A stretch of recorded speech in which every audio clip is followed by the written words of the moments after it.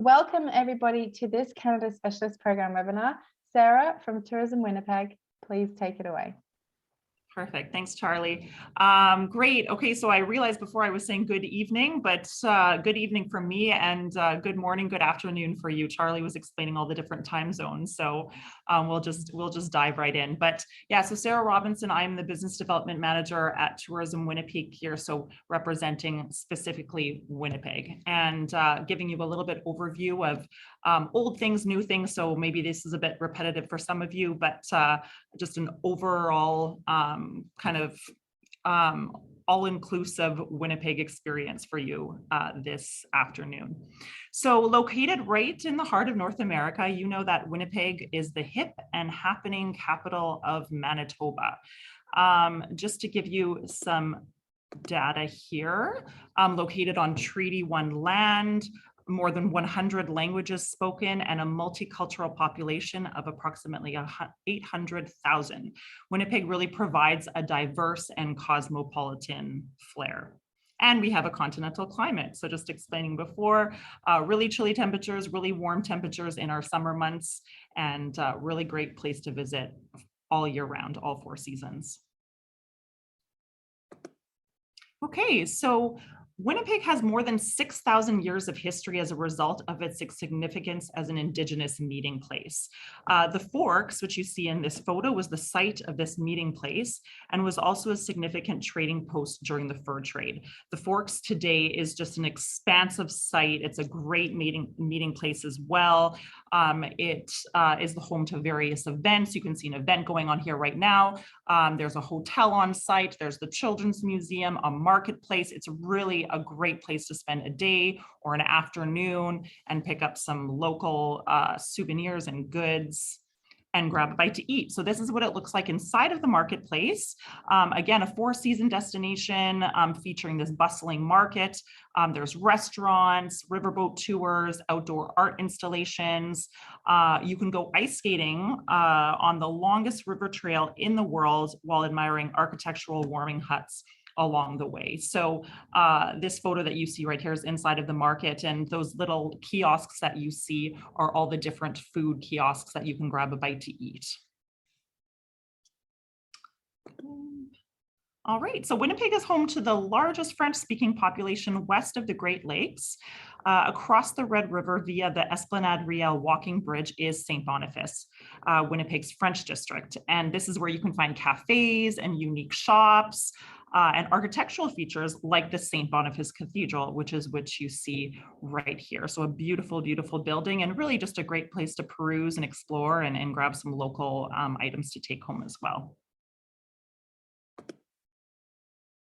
Okay, and on to Winnipeg's top attractions. So I'm sure you're all familiar with the Canadian Museum for Human Rights.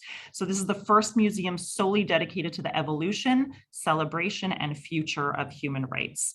They offer a Canadian signature experience. It's called the Exploring a Canadian Landmark Tour, and really will expose you to concepts like the rights of Indigenous people, rights relating to equality, language, and labor rights. And the really special thing about this tour as well is that you get to admire the architecture. It includes a lunch, so you get to take in all this beautiful building during that lunch. And they also have a little keepsake that you get to take home as well. The Manitoba Museum is really a gem in Winnipeg. It's renowned for its portrayal of Manitoba's rich and diverse natural history and home to over 2.6 million artifacts and specimens. And recently has renewed more than 40% of its galleries, so it really has a fresh new look. The Hudson's Bay Company collection is one of its kind of star collections, and it features more than 26,000 items, including artifacts from First Nation, Métis, and Inuit communities that run from pre-European era through to the fur trade.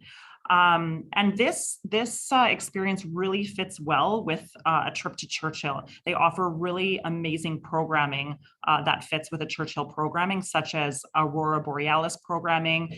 And they have also a program called Inuit People of the North, which really explains about the indigenous people and the landscape of Churchill.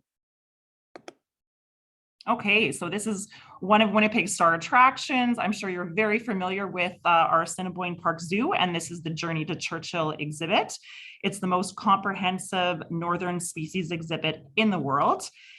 Here, polar bears swim overhead and around you in a 270-degree tunnel, so lots of fun.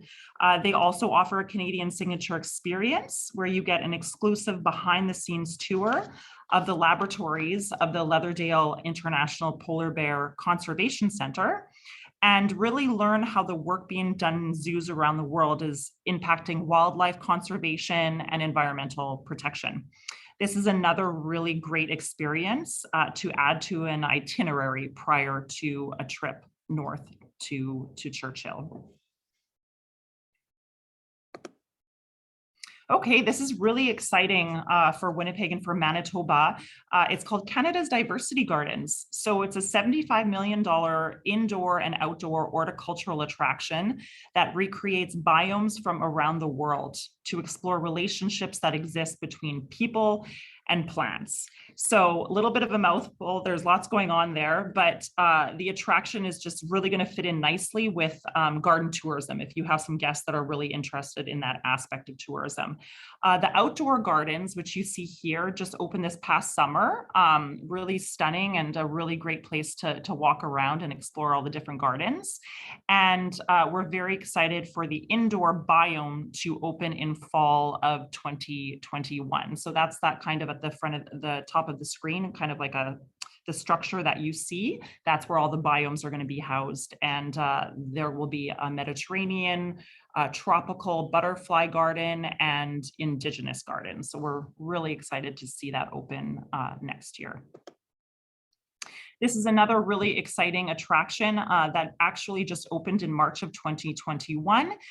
The name is Kamayuk, and it's an addition to the Winnipeg Art Gallery. So Kamayuk is the indigenous name, which means it is bright, it is lit, and it houses the largest collection of contemporary Inuit art in the world with over 14,000 pieces.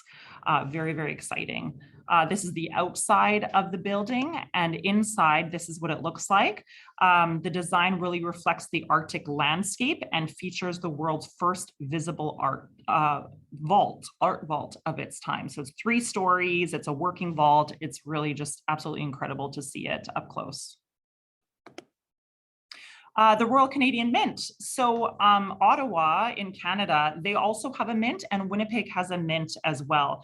And in our mint, they produce over 5.5 billion coins from more than 75 different countries, including all of the circulation coin for Canada.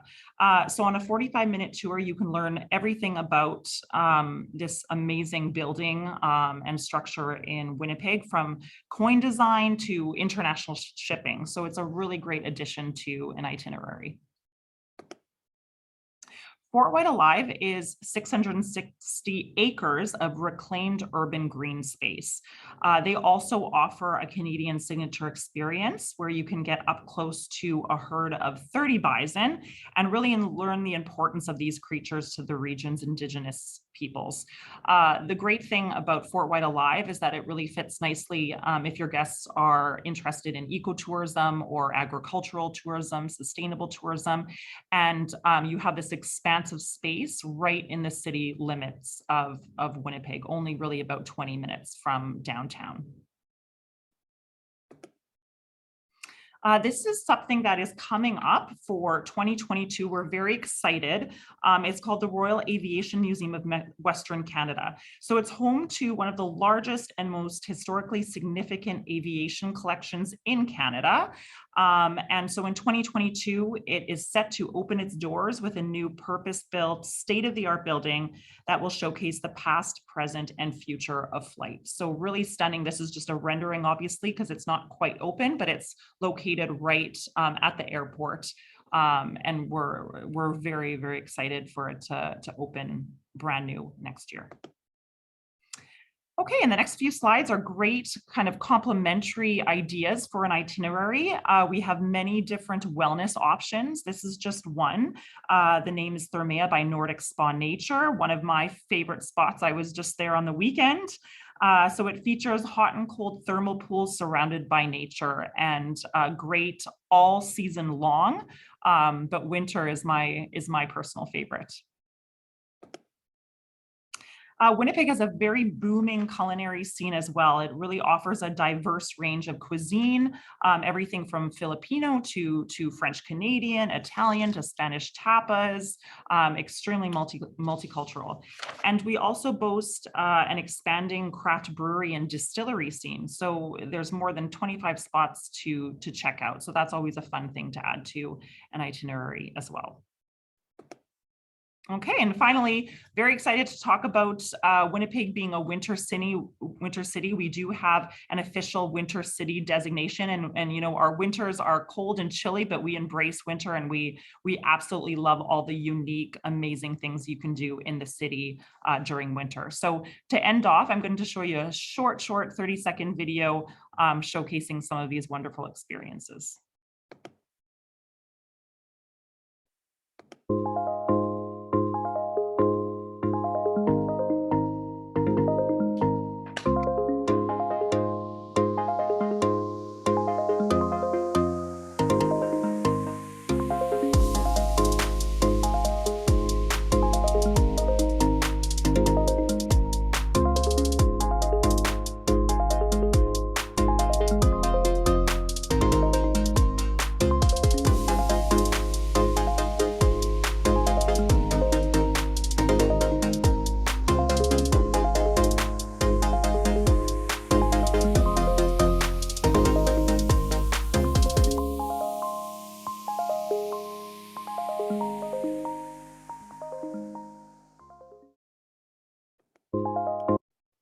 Okay, so that's it for me. Thank you so much for listening, and great to be here. And please, if you have any questions, you can write them in the chat or at the end of the presentation. Happy to answer any questions you may have. Thank you. Have a great day.